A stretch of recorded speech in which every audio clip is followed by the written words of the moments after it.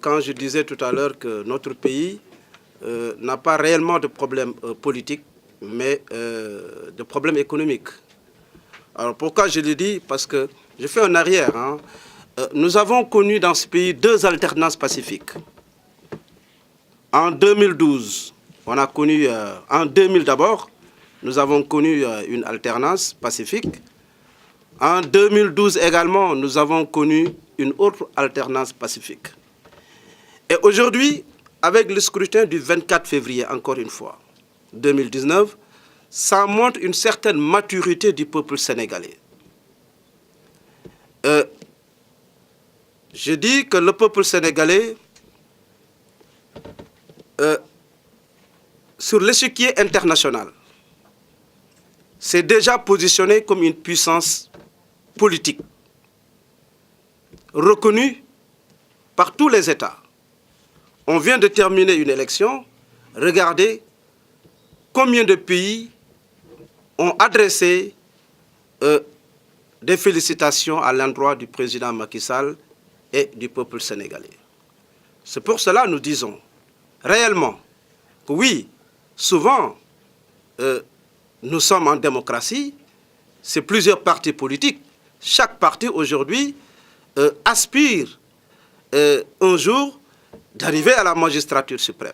Ça, c'est normal, parce que c'est la compétition entre partis politiques.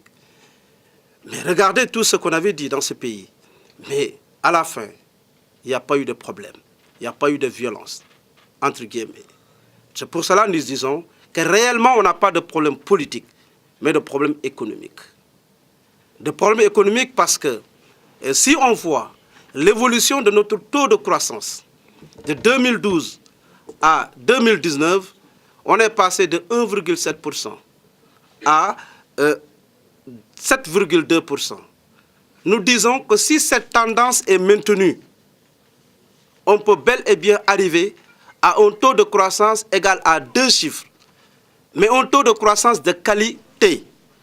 Parce qu'à chaque fois, quand vous entendez le parti même au pouvoir, la mouvance présidentielle, on entend tout le temps, on se glorifie du taux de croissance. Mais l'opposition également dit qu'on ne mange pas la croissance. Mais nous, en tant que des économistes, nous disons que oui, on ne mange pas la croissance, mais la croissance nous permet quand même d'avoir un bien-être meilleur. Encore une fois, la croissance aujourd'hui, je l'ai dit, si cette tendance est maintenue, on peut arriver à un taux de croissance de qualité. Et parce que je dis qualité, parce qu'on le sent déjà. Un taux de croissance, on peut parler de qualité parce qu'il y a certains pays. Vous allez dans les pays, au Congo, Kinshasa. Ils ont atteint un taux de croissance égal à 2 chiffres. Mais la pauvreté est toujours dans ce pays, elle est galopante. C'est pour cela que nous disons que cette croissance devrait être inclusive et participative.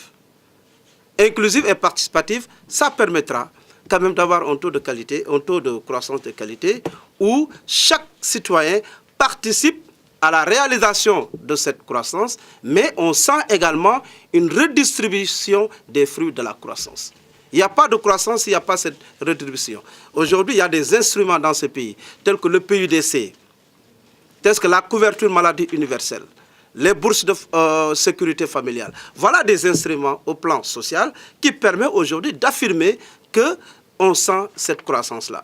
Maintenant, il faudrait dire que tout le monde ne sent pas cette redistribution des fruits de la croissance. Maintenant, il faut travailler à aller vers un taux de croissance égal à 2 chiffres, mais une croissance de qualité. C'est en même temps répondre à Moussa pour dire la date qu'on s'est fixée, nous c'est 2024. Parce que 2024 aujourd'hui, c'est la date butoir du deuxième mandat du président Macky Sall.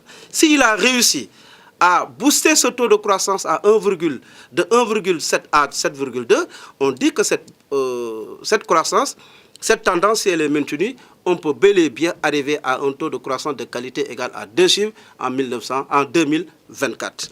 Mais également, toujours par rapport à l'évolution même du taux de croissance, nous avons parlé de l'inflation. Mais l'inflation, c'est la maîtrise des prix.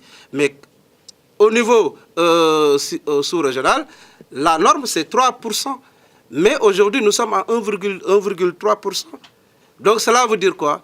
que quand même ce PIB, avec l'évolution quand même du niveau du PIB par habitant, on peut bel et bien dire que dans ce pays, quand même, on sent cette croissance-là. Maintenant, ce qu'il faut, c'est, comme il l'a dit, Monsieur le Président de la République, la croissance, ce n'est pas une seule personne, c'est tout le monde qui doit apporter, chacun doit apporter sa contribution pour qu'on puisse quand même arriver à un taux de croissance de qualité, à savoir les jeunes, les femmes, etc. Voilà ce que j'avais à dire par rapport à ça.